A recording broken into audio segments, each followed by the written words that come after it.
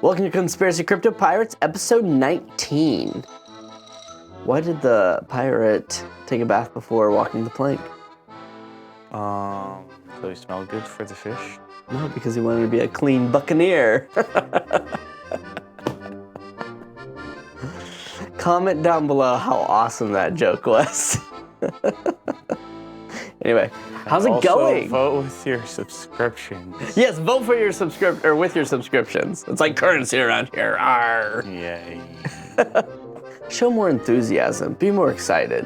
Hip, hip, hooray. You're gonna have to turn your microphone up. There you go. No. Hip, hip, hooray. So, how was your trip? Did you have a good trip? I did. Nice. Hopefully we'll get this out soon enough to be on normal schedule, but Probably not. But we will. I made it through the eclipse. You made it through the eclipse. Great segue. And everyone else here viewing this Also made it through the eclipse. Dodged a bullet there. dodged a... Yeah, it's like the light flashed before my eyes. I mean, Or you mean dimmed before your eyes? So, is it a lunar eclipse or a solar eclipse? I got mixed up. I wasn't following it that much. Everybody down below can tell us what it is, because I'm like, okay, I'm thinking, oh, lunar eclipse, because the moon goes in front of it. But if you're like, maybe it's called lunar eclipse when the moon goes behind the sun. I don't know. I think it's short name for moon is lunar. Yes. Okay. I think it's solar eclipse is what it was, because it was the sun that got eclipsed. See? Oh, not the moon. Yeah, Got eclipsed. I think so. A simple Google search would answer this, but why do it when we got the comments? So people actually follow us? Yes, exactly. I mean, might as well get the bad one out for 19 so we can do better on 20. No, it's funny, like how big everybody just blew the whole thing out of proportion. Right. I mean, every event is always that way, I feel like. I heard that California was going to go into the ocean because it was going to cause an earthquake.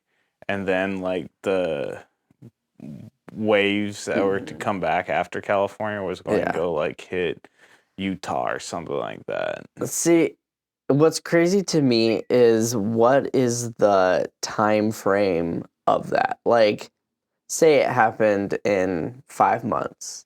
A year or 10 years from now, they'd be like, it was because of the eclipse happened that year. It definitely weakened the structural integrity of the rocks. Right? But yeah, no. Did you actually get to see it at all? Cool. No, I heard from most people anyways, it was cloudy anyways. Yeah, I know right along that path. I think that's like what 90% of eclipses are, is that it's cloudy. Yeah. It's like, that's why they're cloud seeding. Well, didn't you hear it was the CIA changing the light bulb on the moon? Or, I mean, the sun. The sun. I thought that was NASA, but I get CIA, my acronyms wrong. NASA, you know, they're one big team. They're all 4-letter. Three-letter. Oh, NASA. Yeah. They're the outliers. Ooh. I always love a good outlier. Well, and then with astrology, if you take the words from NASA and then you flip it upside down, that's what I think is. You gotta finish that now. What I think is so funny is like the different groups of people, like I don't know what they're called, like numerologists or whatever, that like take numbers and make meaning, assign meaning like to numbers. Your birth date and all that. Yeah. Oh, you were born on December 5th. That means you are... Yeah. December. Dog. D starts with dog. D is the fourth letter of the alphabet, which means, you know... Which then leads you to E. Yeah. Which is the end. So you got to invest into Dogecoin. Yes. Dog And with an E. In 2024, because you're born on the 4th, because 2024 means 4, you put 4 and 2 together, that makes 6, so you're going to be 6 millionaire. We're numerologists here. And we didn't even need to study. It was a little light bedtime reading, but next week we'll read your palms. Oh man, it's crazy. I don't know. Things you get into when you become pirates. I know. Well, it's so difficult. When you're out at sea for weeks on end, you get a little bored, so you have a little light bedtime reading. I mean, what is there else to do but to study this? Scrub the decks. Study the stars. Oh, study the stars and numerology. Oh man. And then I felt like everybody was expecting something with the eclipse, and then it kind of morphed into like cryptos was crypto gonna do this up or this down momentum? It seemed like you hear both. Oh, it's gonna go up, it's gonna go down. Well, guess what? One of them's right, But cryptos really haven't done too much. They've kind of come down a little bit. Dipped and then they came back up a little bit. The cool thing with like the charting side of things, when you're looking at just the charts, is we are making higher lows. Mm-hmm. So, like, we're not dipping as far, which is a very bullish sentiment. Our corrections aren't going as low as the previous corrections. Mm-hmm. So we're getting that basically higher lows, and that morphs into a basically a point where it will jump large. One way or another. Which, I mean, the prediction for the large jump is 420, which is, like, I think at this point, 8 days away. It's the 10th today, I think. Yeah. Yeah, so 8 days. 10 days. Oh. 20th. Oh, 20. Yeah, 8 days. He might be able to study numerology. But he did not pass first grade math. This is not financial advice. No, so, obviously there's a bunch of talk around 420, the halving, Bitcoin halving happening, and all that. So what are your thoughts on the halving? I think it's obviously a very real event, because it's happening. I think we're going from 1.9 to 0.1. Yeah. Of Bitcoin reward. New Bitcoin, yeah. Coming into the market. And if you look at it, throughout history, gold has been about 0.1%. Oh, interesting. Of gold coming down into the market. So I thought that was very fascinating. And so Bitcoin has now hit below the average of gold throughout time. I didn't know that. Huh. So as far as the event goes, like the actual day 420, I mean, everybody's like, oh, it's going to go up. I don't know. I feel like oftentimes when there's like an event and something's going to happen, it always goes down. But as far as like supply and demand goes, the actual real thing that's happening, that's going to cause it to go up, is supply and demand. But as far as like the day, I mean, everybody's like, oh, it's going to go up, and it's going to cause all cryptos to go up. Which, I mean, generally is the case. It does seem like, all cryptos rise and fall together for the most part. Yeah. But I think leading up to it, it might be one of those things where you sell the rumor, or buy the news, sell the rumor. Wow. Yes. I'm buy tired. the rumor, sell the news. Thank you. I was saying completely backwards. Yeah. So what she said. I had her. We really need to get a promotion for a conditioner or something like that, because it would sell. Right. If you guys want to make a donation for conditioner, P.O. Box 5. No, but so as far as that goes, I don't know. They say it's going to be a big bullish event. I think it will cause, eventually, it's going to go up. So somebody was saying in the next 30 or 60 days, they think, what they say, 30 to 60 days, Dogecoin itself, I think, was going to be at like 26. No, 420. Sorry. Wow. 420. Dogecoin's going to be at 26 cents by 420. Okay. So we're trading at about 20 cents right now. So modest increase in 10 days. I hear stuff The falling from the lighting- sky. The lighting was doing a little shaking. Maybe it was the eclipse. Maybe Maybe we'll it's have the our own eclipse. eclipse with the lights. All right. So yeah, I don't know. But did you hear about the XRP news that happened this last week? No. So XRP is getting into the stablecoin business. Oh yes, I did hear about that. So they think it's So are they stable. going to have horses Yeah. for stables? Yes. Okay. They're gonna eat XRP for hay. Oh, I thought they ate carrots. The horses. That's that you another have in the crypto. stables. So basically, stable coins, it's very a lucrative business to be in, as stable coins. Okay.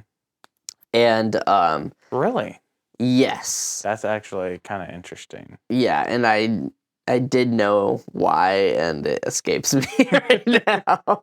Because I mean, like, if you think about it, people want to sell to get into a stable coin, which means that the market is going to go down.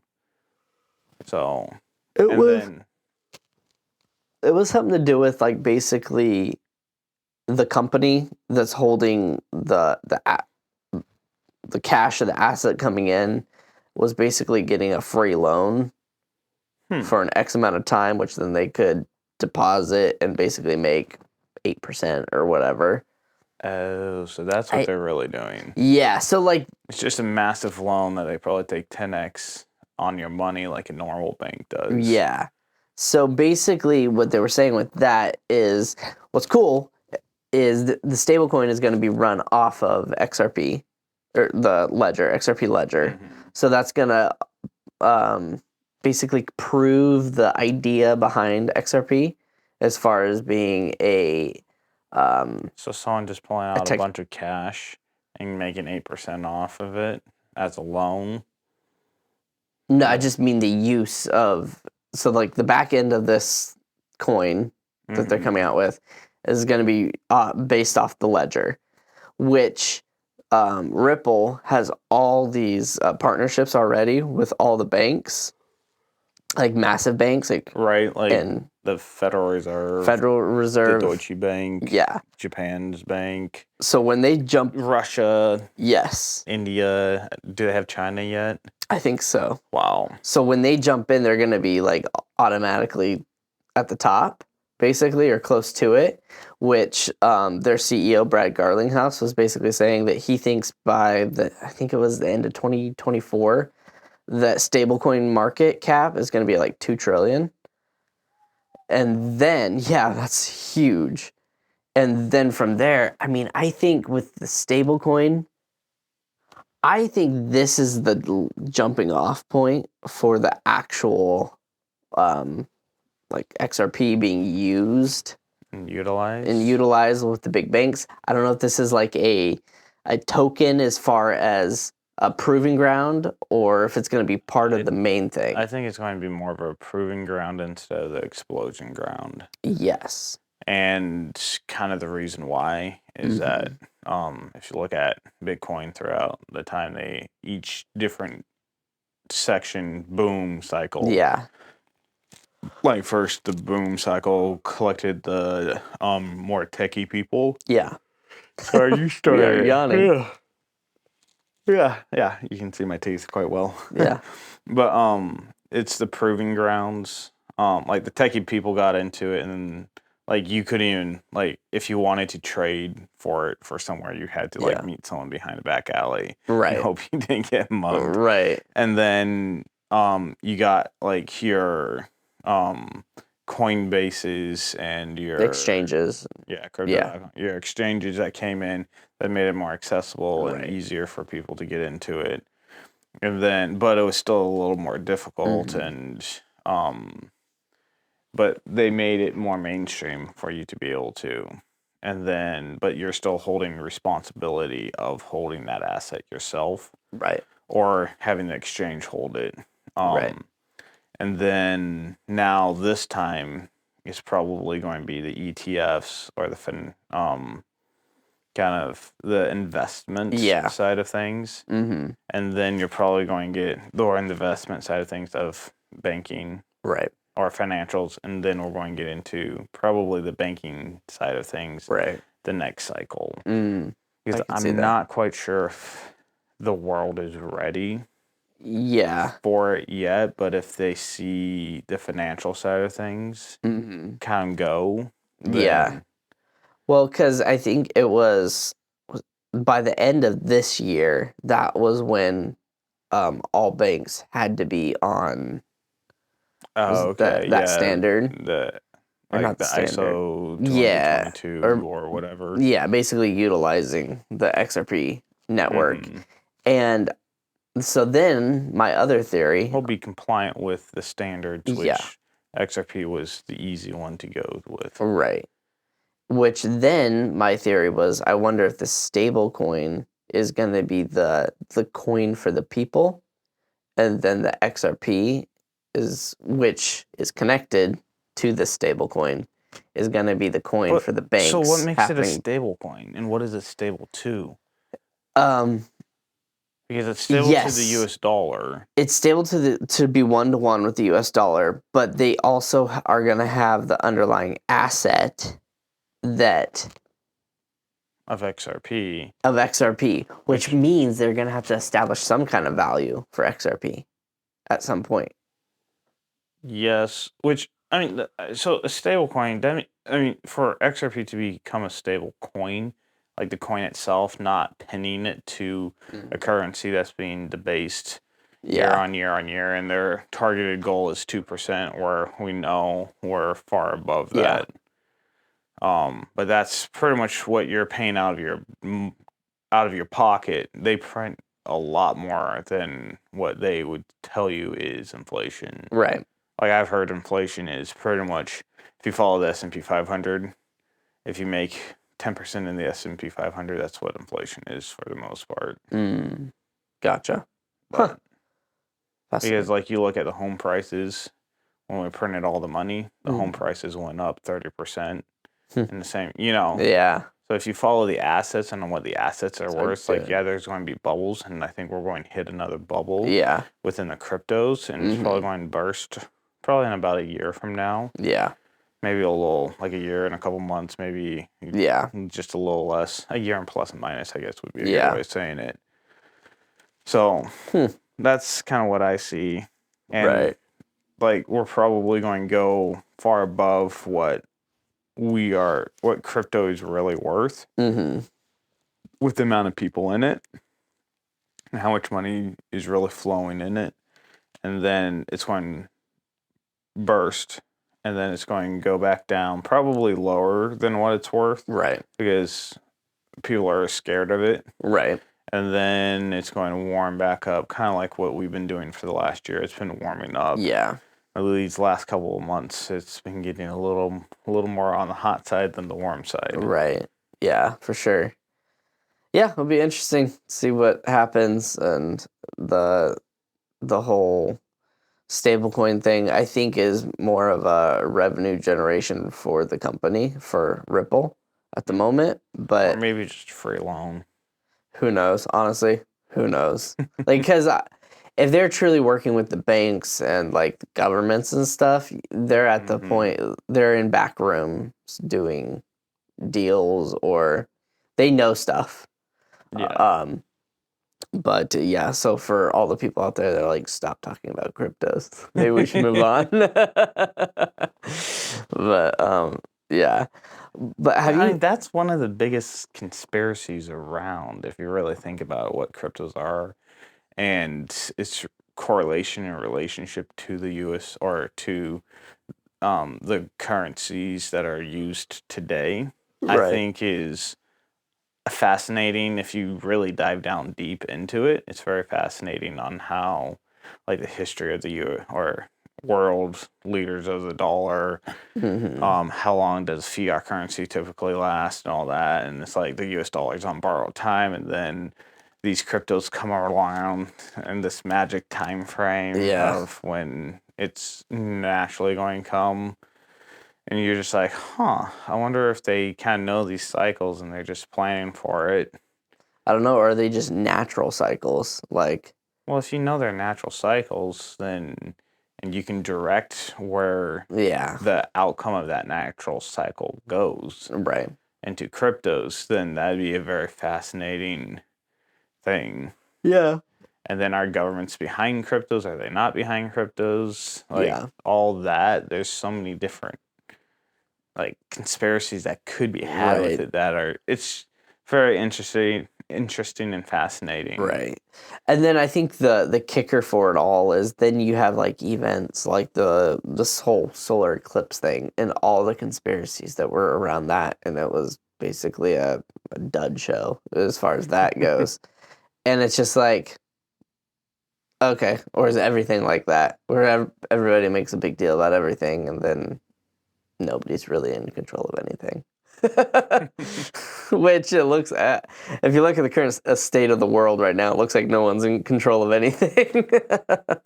Right? Or I think there's been a lot of weakness that has been shown, Yeah, and that people are, once weakness is shown, they are like, ooh, we can gain a little more power here, a little more power there. right. Yeah, probably. I mean, even just like all this weird stuff with like Boeing happening right now. Have you heard about that? Like, Did all their planes go down during the eclipse? practically. No, so like Boeing has had well, first they've had like a few whistleblower people that Okay, basically I've come heard out. about them. I Okay. haven't heard any details about what the whistle was being blown about. Basically that they were cutting corners, they weren't being safe, they weren't like basically putting their planes together very well, or Mm. basic like that. So there's one in particular whistleblower that he recently he went to court, or Okay. like the whole thing, Yeah. and he basically he worked for Boeing for 15 years, and then I think Boeing and another company did a merger thing. Mm. And he's like, when I worked for the first Boeing, they were great. They were amazing. Safety was their top priority type thing. And when they merged with this other company, it was like he could see the writing on the wall. It was like, Did Boeing get bought out, or did Boeing buy out and then bring in the other management team to manage? it sounded like he was more underneath now. So he came from Okay. Boeing to this. However it worked Yeah. out. And he was like, I don't know, chief, what'd you call it? Designer. No, he didn't make the planes. He just inspected them, make sure they were safe. Okay, chief inspector. Something like that. Sure. So he basically, he knew that they were cutting corners, and then he basically did the whistleblower. He quit with them, and these things take a while process. Recently, he was finally in court, did the whole thing, and he had like one more day to like do his deposition or something. Oh, okay. And the next day, when he was supposed to show up to court, he unalived himself, supposedly. Magically disappeared. Yeah, and like Wow. he was. Was it rolled? Mm-hmm. Oh wow. Yeah.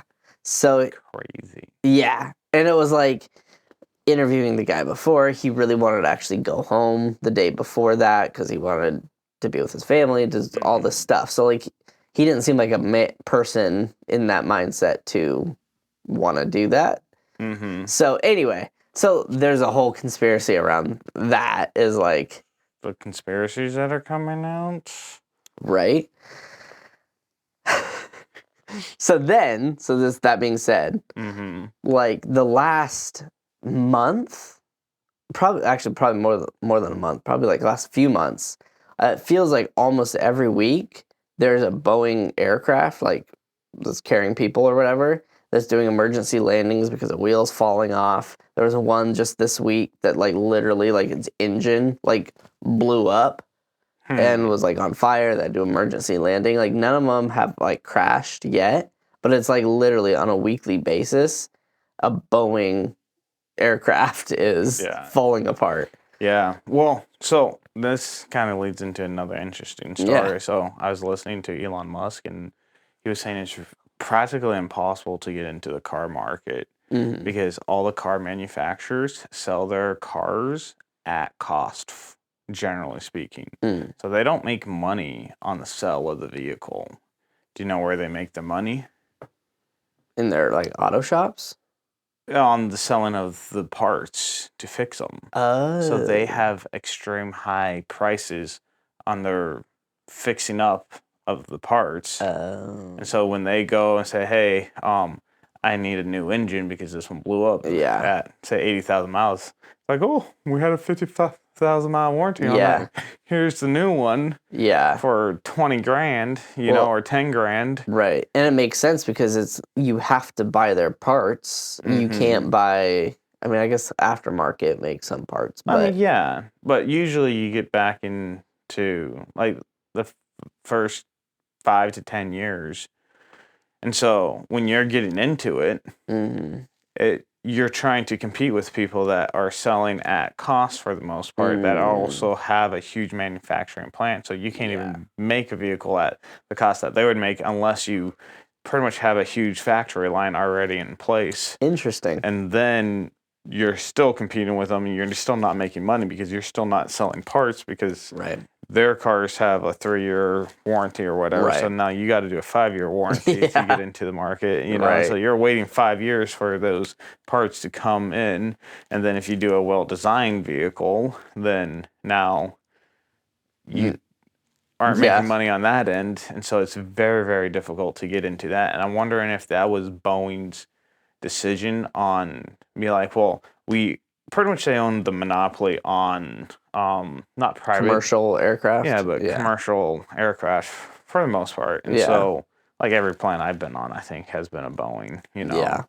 And so you're going there and they're like, well, how do we make more money? Well, why don't we cut corners here and then, oh, look, this needs fixing now, this needs Right. fixing. And so now, since they have the corner on the market, it's going to be 20 years before another company can come in, really. Right. Yeah. Because like, how many really aircraft companies are there at that scale? Like Yeah, or 2? even have a design that is approved to Yeah. Haul people yeah. around and yeah. But So, that's interesting. so I think that might be what do you call A play. a play by Boeing or the new management team Yeah. coming in and being like, hey, you know what? If we do this, we have the good reputation, the good name of Boeing. Yeah. Let's acquire this, blow them up pretty much, scatter them, and then move on, and we'll make our money for the next Yeah. 20 years. We'll double, triple, quadruple our money by doing Maybe. this. Well, because even ever since like that, it's about 6 months that they've had these issues like with the deposition and everything. For the last 6 months, they've lost because they're a publicly traded company. They've lost like 40 or 50 billion dollars in market valuation. Yeah. So I mean, they're losing money too. So I don't know. Unless if you want to go to a higher conspiracy where they're in bed with like the elites or whatever up above, and they're Okay. trying to get people to stop wanting to do air travel. Ooh. So then You can keep people in 15-minute cities. keep people in 15-minute cities. The whole what is it like smog? Pollution, emissions. Cut the emissions. Oh, now we only because planes Carbon are footprint, you can only have so much. cut it down. So, like, if you want to go even further down that rabbit hole, I mean, it could be their part of that. Because I've even thought of, well, like, I mean, Boeing and all these American Airlines, all these companies, they're so big that they have a say in the elite circles, I feel like. Well, they have a say and they have a push and definitely have a play Yeah. in politics, but also they have to play the game to be able to get loans to grow even bigger. To get their XRP. And so, right? So if they want BlackRock to loan them money, which then BlackRock pretty much owns them, Yeah. and a bunch of their buddies and other hedge funds. But because BlackRock owns them, wouldn't BlackRock be losing money when their market valuation drops by $40 billion and then, say more planes start falling from the sky. Or they just get to buy more at a discount. From another company that supplies all the parts that BlackRock already owns. Yeah. Yeah. Like, they're playing 3D chess. Yeah, that's crazy. And other people are playing 4D chess, and some are playing 5D chess. And what do we play? Checkers. Chinese checkers. I still don't understand that game. I did when I was a kid. I don't even remember. Same. Yeah. Oh, now I remember. It was a star. Yeah. And basically, you had to get all your marbles from here to the opposite little part of the star. Okay. And I think whoever had the most marbles left, because like you could jump and like get rid of marbles. Okay. So as you're like coming together, if you eliminate more of theirs, then you win. Okay. So basically, we have 10 marbles left. And they got like 5 different players, kind of. If you can, get that many people. Maybe we should do a rousing game of Chinese checkers here. But I think it's kind of funny too, because in the I need to read the book Art of War before I do that. Yeah. By Sun Tzu. What I think is kind of funny too is like this last couple weeks since you've been gone, the Tesla stock has kind of been teetering a little bit, like going down, and people are going all crazy about it. Like, oh, see, Tesla, they're not doing good. Basically, I think their last, quarterly delivery, or call, whatever, they didn't have as many deliveries as they planned or as people thought they would or something.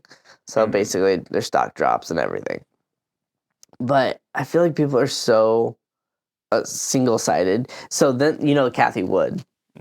So then there's Kathy Wood, who's in charge, for the people out there, who's in charge of a Ark Invest, who is basically a hedge fund. She's basically still very bullish on it. Yeah, her reasonings are, I would pretty agree solid. With. Yeah, and basically, I'm like, if you look at the company, the people that are complaining, I'm like, you guys are thinking of only Model Ys not selling today or whatever. Yeah, or very short term. And you're traders, so your income is based off of you making the right choice every single day, instead of being like, this is a company we believe in and we're going to invest in. Yeah, because it's like they're really ramping up hard with the Optimus robot thingies or whatever. Oh, yeah, I didn't know that. Yeah, so like, I think pretty soon we're actually gonna start seeing them. Like, my house can use it. Yeah, I know, right? And millions of other people like that. No, because people aren't even. I feel like they don't even look or mention or think about the robot little people. And if they are as good as what everybody hopes they will be, and they're gonna sell like crazy. They're gonna dwarf the car market. Like, the cars are gonna be like, oh yeah. Well, they don't have a competitor. Yeah, is what it's really going to come down to. Yeah, exactly. So, and the first people that are really going to buy them are manufacturers, and Tesla is gonna be the first one that buys them. It is Tesla. I know. Tesla's buying it. Yeah. I think those use them in their own factory for a bit. That's probably how they're gonna test them as well. But anyway. And then you're probably going to have, and then you're like, well, I want to buy that because I make soap or I make, I don't know, whatever, hats. Right. And so it's just a same thing over and over again. Well, just imagine this. So Tesla designs it, makes it. They put it in an assembly line or their factory. They do a bunch of testing, proven track record, right? Then they open it up and they're like, hey, look what our robots can do. They can basically build these cars at X amount faster than humans, all this stuff, right? Well, not even faster. It's just you can go 24/7, and you paid $100,000 for one robot, where you're paying $100,000 for one person a year. Right, and our production cost goes down. Anyway, so then they're gonna take that. They're gonna go to McDonald's and be like, "Hey, you guys have to pay $20." Way down the road. Well, but I'm just, as an Yeah. example, as a company, they're going to go to all the companies and be like, hey, you have to pay minimum wage employees $20 an hour. Buy a couple of these guys and flipping burgers and doing their thing. Right? And then they're probably going to mandate that you have to have X amount of employees per robot. I could see that unionize with that. Yeah. Who's a manager? I'm a manager of 5 robots. I make sure they get charged every single. I hate my life. But yeah, I think that will be their first play. Is just doing that. Yeah. Interesting. But I think you're probably going to see a very high end price on these robots at the beginning. Like the targeted price of what? Do you remember what the targeted price was? 25? That's what I was thinking. Something like that. Yeah. It's like, shoot, for that. Like if you pay, like let's just say you pay someone to clean and then you go out to eat every single day or whatever, you could probably add that up relatively quickly. Yeah, no, for sure. And then they have their little payment program thing, so then, people have to pay. Right, it's only $500 a month. Or whatever, yeah. Yep, exactly. For 10 years and then right. 3-year warranty. Well, then they'll probably have like an app store type thing where you can like download new skills for your robot. Oh my goodness. Don't think of that. They'll do it. They'll become Apple. They're like, oh, a sushi chef for another $30? Sure. That's a huge market. That'd be a huge market. I didn't even think of that. That is crazy. Even on the developer side, like think of it if you can write programs for it like a phone and like why wouldn't you? Why wouldn't you? I mean, programmers be like, oh yeah, I programmed how to make a peanut butter and jelly sandwich. That's like the fart app, peanut butter and jelly sandwiches. Right. And then do you remember? Free with ads. Yeah. It's like, would you like a new can of deodorant for $5.95 before it finishes? Just pause this. Before here you go. Listen to this ad. like squishes the sandwich and won't give it up. I paid how much? I paid $25,000 so I can get these ads. Are you joking me right now? Oh, its whole screen turns, her face turns into. That's hilarious. We should Tesla. We're willing to be managers of your advertisement team of the robots. Optimus robots. Yes, Tesla, if you need somebody to come up with great ideas for you. Ooh, I have a great idea. Yeah. You can have a subscription membership that you get like ad free and you can call it Optimus Prime. Just go and that's solely based off of Amazon Prime membership. Oh, absolutely. Definitely not something else. Whatever that. Maybe Tesla will just have to buy out Amazon. Oh. Or maybe they might have to buy the movie rights. That's probably cheaper. Yeah, I don't think Jeff Bezos is really going to bode well with Elon Musk buying him out. Maybe he'll just... That'd be hilarious because Elon Musk or Jeff Bezos just keeps on selling his stocks and dwindling it down. Elon Musk. But if Musk is buying it as quickly. That would be an absolutely classic move. That'd be hilarious. I would laugh so hard.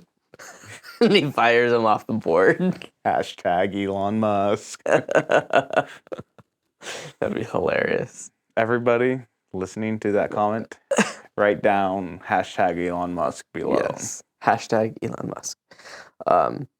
But kind of transitioning to like Google, and I was just reading about their supercomputers. Or Okay. not supercomputers. I guess they're quantum computers. And how they compared to supercomputers. Okay, so the next level up. Yeah. So their quantum computer did some, what was it? So their quantum computer called Sycamore completed a calculation that is some like super hard calculation it completed it in seconds, whereas like the world's supercomputer, it would take it 47 years to complete. Wow. Yeah, so it's like that's quite an evolution already. And that kind of reminds me of kind of what we talked about a couple episodes ago about, I think it was Michael Sellier that was saying it, that Bitcoin, like everyone's worried about how much energy Bitcoin is going to use and how much it burns and how it's not great. And he was like, that's really not going to be a factor. The more and more technology we get and the better and better technology gets, the less energy it's going to use. Right. And I was like, oh, that's very interesting. I know. Before you said that a couple episodes ago, I never even thought of that. And it's true. It's like, imagine like in the 1800s, it'd be like, it takes like 10 horses to pull this thing. Where like now, it's like, what's 10 horsepower? We've got 200 horsepower easily right here in this, quad or something. It's not a Civic. Yeah. So like the power part in that regard, we basically erased. Yeah. So it makes sense with what you're saying. That's cool. But it's just really hard to stick that 2x4 in that Honda Civic. Well, and I'm curious with like quantum computers and how they will help with like AI, because like we're getting some pretty insane AI right now with the computational power that we have, or that we have.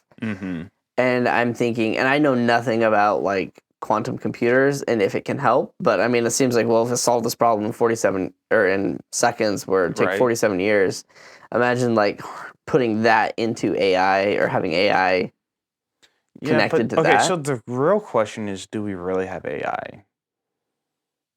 So, like, if you really think about it, what we have do we have AI, or do we just have really complex computing programs that, pretty much it's the lower, like there's AI. There's AGI and then AI. Yeah. So are you asking, do we really have AGI? Yes. Not yet. Yeah. Or, well, not yet, or there's rumors that, like, they might have AGI, and they just haven't released it. Yeah. Well, I was just thinking, I was listening to a podcast, and they were saying that Tesla has, like, billions of hours of video of road time of different scenarios, and having the AI try and learn from it and all that. I was like, that is very fascinating. And you have these like supercomputers that are trying to figure this whole thing out. And then you have this person, you're like, okay, here you go, drive. And they are just like, they have maybe a year's worth of video in their process, growing all the way up of how many times they've driven from here to there. That's true. And they're able to drive and figure out different situations, scenarios, and make judgment calls and all that kind of stuff. While like driving for your first time is kind of a scary thing, because you're just like, like you're trying to figure out the gas pedal, and you're just like, do I need a brake? Do I not? And then you're like staring. You're like, oh, that was a little touchier than I thought, or I didn't turn as much as I needed to. Right. Yeah. Exactly. So. Yeah. No. I mean, I would think, especially with a new driver to artificial intelligence driving, or whatever you want to call it, I would think it would be light years ahead of, well, honestly, I guess anybody.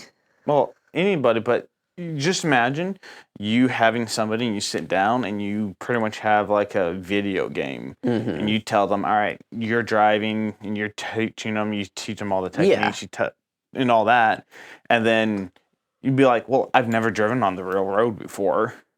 Right. And then computers don't feel G-force, you know, so how do you know? Just teasing. Well, they could have a sensor and they could measure it. Yeah, that's true. But, and then you put a person in that situation, they're going to be able to drive on the road just fine. Right. Might be a little more thrilling because you actually have movement going on. Yeah. And a little higher risk of if someone comes out of the blue and does, Yeah. So that's cool. Like, our brain power and comprehension of different things, like, yeah, a computer could probably add up 2 plus 2 a whole lot faster than we could. Right. And transfer information between different things a lot faster, but being able to comprehend and be able to make a judgment call. Right. Like, all this, like, computer programming and, like, AI for, investing. Yeah. Did you get some of your hair in your mouth? There we go. But I was reading a book called Principles from Ray Dalio, who was an investment, like a hedge fund manager or whatever. Okay. And he's done really well. But what he did is pretty much principles. So he pretty much was able to describe his values on investing. Mm-hmm. And then he was one of the very early adopters into computers. Mm. And so then he put the principles that he did into a computer and said, if the market does this, then you're doing this. And if you're doing this and this. And he said throughout time, they only deviated from that like 2% of the time, which is very, very small. Yeah. Like black swan events, like 9/11. It's like, how do you write a code for that? Yeah. When you're like, okay, what happens if this happens? Or because it has happened in other areas. Right. And what does the market do? And then then he's run tests on like the back end of things, which is also very interesting. Like if you like use his principles over 100 years time frame, does it still work and does it make money? And like what are the percentage and odds and all that? And I was like, That's interesting. But, sorry, I bored everybody. No, it's very interesting. I was trying to think how we got to that point. Oh, we're talking about cars and the computers. Yes, and AI. There we go, AI. Yeah, because I think with the what I think is interesting with the fact that the AI that we have now, or like ChatGPT, like the revolution of ChatGPT, it didn't become what we know it today until they taught it like computer coding. Yeah. And which is funny because like what we know it today is more natural language based, right? Yeah. But it was still funky and weird and didn't really have a flow until it learned how to actually code computers.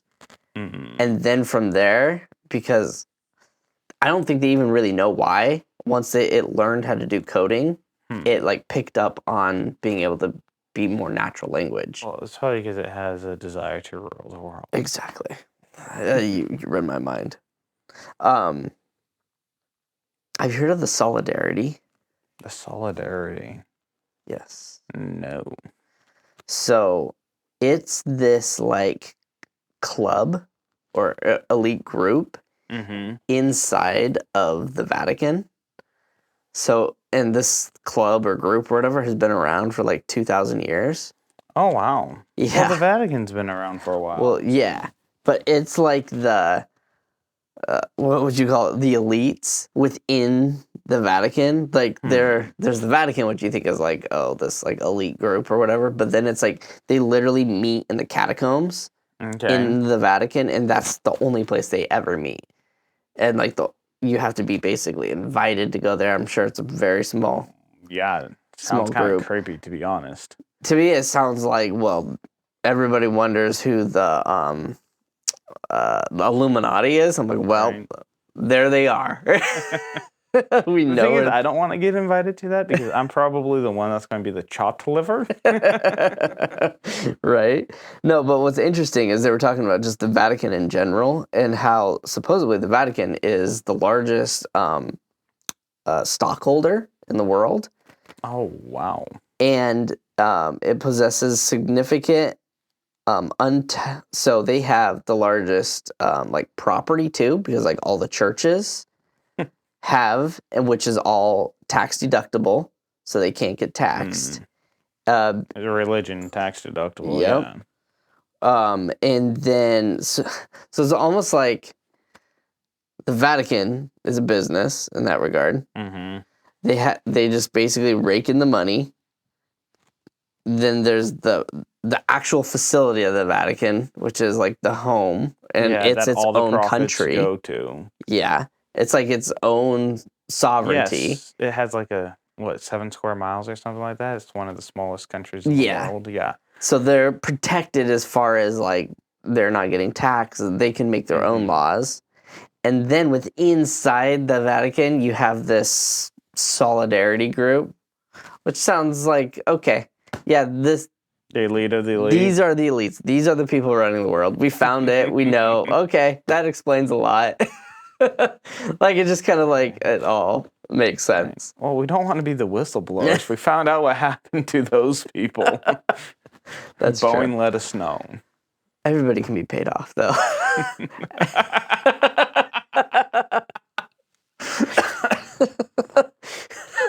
Great comeback. I think we're going to do well in life. So, if we become as wealthy as Nancy Pelosi in the next month or so, you'll know why. We might have gotten invited to an elite club. If our hats change to pointy hats, you'll know. Like, hello, Brother Cardinal. What would you like to talk about today? Yeah, if we have titles besides First Matey. But yeah. No, I've actually never heard of that group. Yeah. The solidarity, so I thought I would share it to y'all, see what y'all understand. And everybody would, oh, we've heard about the solidarity for 2,000 years. We know about it. Right? Yeah, so great transition. I love it. So do you know how much it costs for the Air Force to train pilots? $47. Probably a millisecond. Okay. But it costs on general for like a transport plane to transport equipment and men and all that. The cost is about 1.3 million to 3 million, depending on what to train a pilot. To train a pilot. Why so expensive? Probably because they have a really expensive plane and they have all these different equipment that goes onto it. And all those planes probably aren't getting the best gas mileage, and I think that's how you measure the gas mileage. Right, and then they also get a lot of flight hours, so because there's a lot of depends testing. on if it's wartime or not. But yeah, then you also have to use the equipment so much and all that kind of stuff. So at what time do they call all training begin and training end? Probably when you leave the Air Force. So because most of the flight time is probably training. Yeah, well, that's what I was wondering. Because I was thinking, like, if you go get your pilot's license or whatever, you're like, okay, my training period is, I don't know how long, 3 months or 6 months. You probably have continuing education on top of that. Okay, but I'm just thinking, like, oh, what's the average pilot's time in the Air Force? Say it's 7 years or 8 years. Yeah. I mean, would you be like, well, there was 8 years of training? I don't know. And then, well, I'm just trying to figure out how to get one pilot can be as expensive as $3 million. Well, probably because when he puts on the afterburners, right? It's like $1 million right there. But I'm like, okay, so basically this pilot is going through 8 years of school. Mm-hmm. Well, I used to know this guy that was in the Air Force, and he flew, I think, a fighter pilot, an older one, but and he pretty much they fly a lot. Yeah. So, but I'm just thinking, like, when you go in as a pilot or whatever, they're not like, okay, it's a 3-month course and, you know, you're a pilot and, like, your training was $1 million. It's probably like, well, you were here for 8 years and you cost us and the fuel that you cost us and the new planes and the parts and the support team and the mechanics And these airplanes are the most expensive in the world. So if we do a oh shoot, what? Boeing made that one. Right? Yeah. Do you think they're cutting corners on those? Probably. Maybe. Maybe the But- ones they sell to other countries, they have like a clause in there. You can only use these parts. Right. But no, like, okay, so talking about that, I think it was the Super Hornet Mm-hmm. we sold to like Iran or like in the 60s or 80s or something like that. When we're still close with them. I forget if it was Iraq or Iran or one of the Middle Eastern countries. The Super Hornet was F-18, right? I don't think know. so. I think it was that. But you have to continually maintain them and fly them for them to actually, or they pretty much become useless. Maintain their warranty. Right? And so when they decide to like switch sides and be like, we don't like pretty much, we want to be against the United States. Pretty much those planes were sitting there and they're sitting for like 5 years before they went to go use them. And then they're like, well, the only people make the parts are in the United States and they're not selling it and we don't have any extra parts. And it's like, so it's like, oh, we have these fighter pilots or fighter planes. Yeah. That were they're useless. Paperweights. Yeah. For them. Crazy. Too bad our night vision goggles weren't paperweights for them as well. Story for another time. I think everyone knows. But so are beautiful. Yeah. So the Air Force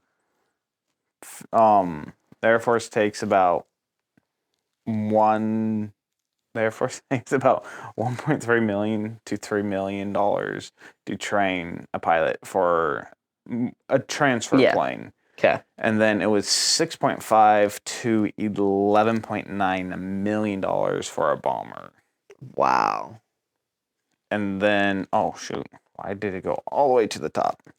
A fighter pilot was $6.5 to $13.1 million. Wow. Probably just because each level requires a lot more training and flying. Right, and probably a lot of it is they're adding in the cost of the plane. Yeah. And so if you're going into the like top end, like I think it was, what's the newest fighter? F-35? Yeah. So the F-35, you're top of the line there. And so now you're flying like a $1 billion plane. Yeah. And then you split that between 10 people. Right. And you're probably flying, because you're at the top of the line, they want you in the sky flying, training, being the best you can, pretty much. Well, they probably have a lot of simulators, but yeah. Yeah, as much as you can. Yeah. But that's crazy. Yeah. It's like the amount of money that goes into. I know. For one pilot. Yeah. Like when you think about it, how many pilots are in the military? Like a lot. Yeah, I don't know, but I imagine a lot. And you and then add probably an average of 5 to 10 million per pilot. Right. On average. Yeah. You're like, man, that's crazy. And I wish I could just be a pilot now. The Vatican, if you want to give us a pilot's license. They'll probably sell us that French plane. What was it? The Bumblebee or Butterfly or whatever it was. What was it? The Cricket. Yes, the Cricket. Yeah. But that was a pretty small plane. I don't know if it would fit a pointy hat. Did the CEO of Boeing go and create that one? Probably. This is turning out to be. How much more time do we have left on the timer? We've probably got 10 minutes. Oh, wow. But I don't know if we really want to risk it. Oh, okay. So, do you got one more story? I do have one more story. All right, I'll try not to interrupt. Okay. It'll probably last 2 seconds. The World Trade Center. Okay. The World Trade Center obviously fell on 9/11. So, did you know that Larry Silverstein? Okay, so Larry Silverstein Okay. was the guy that actually owned the Trade Center towers. Okay. He shortly before the Trade Centers collapsed, he took it non-public. I guess Interesting. the towers were, I don't know, public somehow. So anyway, so he took it back to non-public, so it was private again. Okay. So he owned these towers, and then he took a insurance policy out on the towers. Mm-hmm. The insurance policy, guess what, happened to include terrorism as far as being able to get reimbursed. And every morning he'd like go to the top floor or whatever and like drink his coffee or whatever, like pretty much clockwork. Yeah. It just happened to be on 9/11 that he did not take his coffee on the top floor of the tower. He actually had a doctor's appointment that day. And so he wasn't there that day. And, you know, obviously everybody knows the story. Towers come down, and he collects like a $5-point-something billion insurance payout from it. Wow. So tons of conspiracies around that where it's like... Right. Well, he probably watched SpongeBob. Makes sense. Or some of these other cartoons. What are... Simpsons? Simpsons, that's the one I'm looking for. They're both yellow. That makes sense. No, I think it's really there was a watch company that had on the time 9/11 on the clock. Yeah. Before 9/11, like shortly or short the short. Man, I can't speak right now. Shortly leading up to 9/11. Like, was it on an ad or what? Yeah. I mean, it hits 9/11 twice a day. Like, no, it was like on a TV ad. Okay. I think we should just end right now. We should probably end it. Thank you for watching. Please like, subscribe, do all the stuff. We have awesome shorts. Go look at our shorts. Also consume this content. Share it with a friend. And I could be a president. He could be a president. And we could be cardinals in the Vatican as well.